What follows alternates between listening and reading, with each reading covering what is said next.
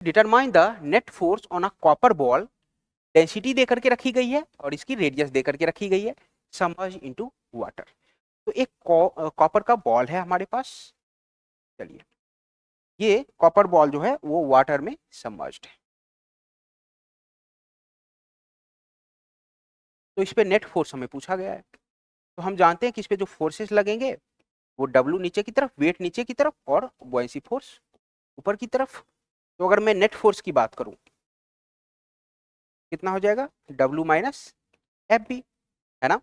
Wait आप कैसे निकालोगे, वेट निकालोगे density of copper into volume submerge, वो पूरे वॉल्यूम के बराबर है, into g minus F B कैसे लिखोगे, density of liquid into volume into g, है ना।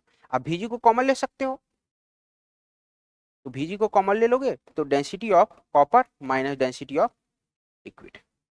चलिए तो एफ नेट की वैल्यू यहां से कितनी आ जाएगी, निकाल लेते हैं। वॉल्यूम हमें रेडियस देकर के रखा गया है, तो वॉल्यूम निकाल लेते हैं, 4/3 बाय आर क्यू। बच्चों आर जो है ना वो 0.5 सेंटीमीटर देकर के रखा गया है, और डेंसिटी हमें किलोग्राम पर लीटर में दिया गया है। तो हम जानते हैं कि अगर हमें मास निकालना हो तो हम क्या लिखेंगे, वॉल्यूम इंटू डेंसिटी या डेंसिटी इंटू वॉल्यूम। अगर डेंसिटी हमें दिया हुआ है किलोग्राम पर लीटर में और मास अगर हमें किलोग्राम में चाहिए, तो वॉल्यूम को किस में लिखना पड़ेगा, वॉल्यूम को हमें लीटर में लिखना पड़ेगा, है ना, तभी हमारा मास किलोग्राम में आ पाएगा, ऐसा यूनिट में आ पाएगा। अच्छा किलोग्राम, सॉरी लीटर, लीटर क्या होता है, डेसीमीटर का क्यूब होता है, तो कहीं ना कहीं रेडियस को हमें डेसीमीटर में रखना पड़ेगा।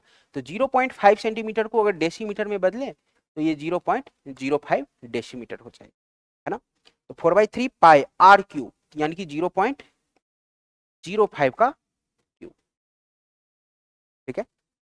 चलिए तो ये वॉल्यूम आ गया इनटू जी, जी की value 10, density of copper minus density of water, ठीक है। तो वाटर की डेंसिटी की अगर बात करें तो वो कितनी होती है, 1 किलोग्राम पर लीटर। तो दिस माइनस दिस करेंगे तो ये हो जाएगा 7.96, 7.96, है ना। तो अगर इसको हम सॉल्व करें तो हमारा जो आंसर आने वाला है वो ऑप्शन सी के इक्वल आता है। आई होप ये न्यूमेरिकल कैलकुलेशन आप खुद से भी कर सकते हैं, है ना। तो जो आपका आंसर आएगा वो इसके बराबर आएगा।